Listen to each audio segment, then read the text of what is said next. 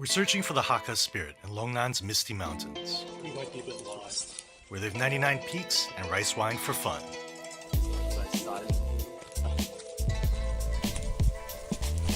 We're here in Longnan, and it is absolutely pouring.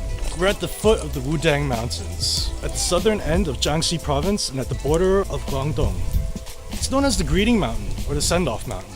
Tectonic shifts 200 million years ago created 99 spectacular peaks which jut into the sky. It looks pretty fabulous. Can't wait to get up. Peter and I are in the heart of Hakka country in southern Jiangxi province.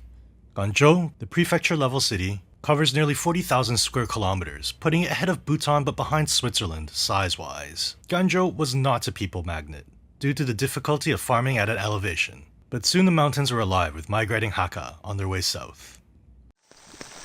This lady climbs almost 2,000 stairs every day to bring the lunchbox to the workers up top. It's true. Heroes wear turquoise blue boots. After more than 2,000 stairs, we're at the top of the mountain. It's a very long carriageway that basically winds its way around some of the more accessible peaks. It's pretty misty up here, and visibility can be tough sometimes. But all you need to do is wait a few minutes and it clears right up, and you're in for a treat.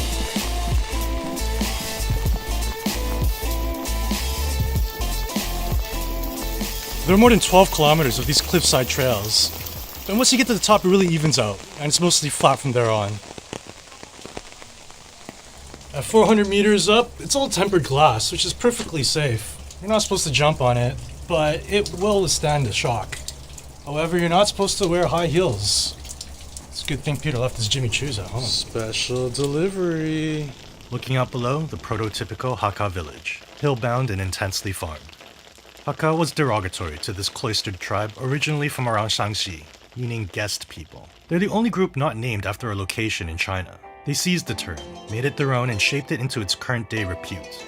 Being the perpetual new kids on the block relegated to the most marginal lands, they developed a pioneer's hardiness and a fame for clannishness. Their dialect, culture, and food was alien, so they developed fully enclosed towns out of prudence and collective defense. I've been to the Hakka roundhouses in Fujian, and this place is square, but it's pretty similar. And while it's a UNESCO site over in Fujian, it is a little kitschy. It's safe to say that this fortress house is very authentic. Nobody's trying to sell me anything, and it's mostly old people going about their days. It's kind of European, almost. From the 18th century onward, Hakka spread overseas in huge numbers. There's a saying, where there's sunshine, there's Chinese. Well, the second half of that ought to be, where there's Chinese, there's Hakka. Some estimate 80% of the Chinese diaspora are originally Hakka.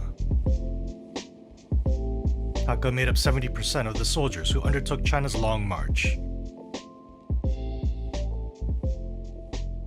Many of the politicians of Chinese descent in the New World are Hakka.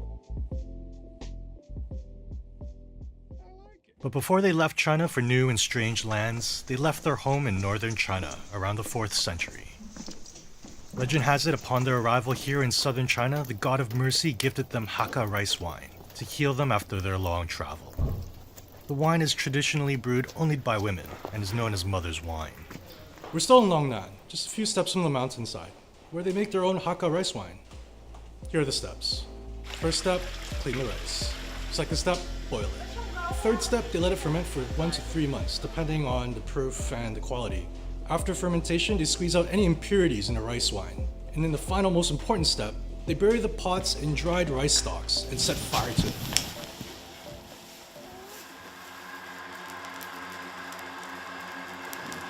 我叫赖明甲，是客家人。酿好酒以后呢，会进行一个用稻草去拿着这个坛子去温去制酒。这个工艺呢，主要目的是为了去除酒中的一个湿气，增强这酒的一个温补性。 And apparently all traditional Hakka women get plenty of it after childbirth, which I guess a lot of women would appreciate after going dry for 9 months.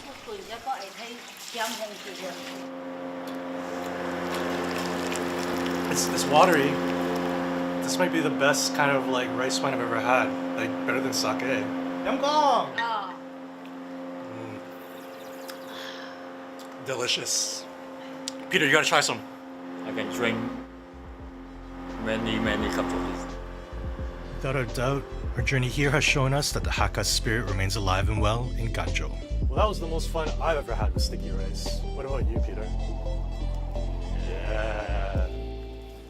Tune in next week when we head up our second Hakka village and get up close and personal. See you then.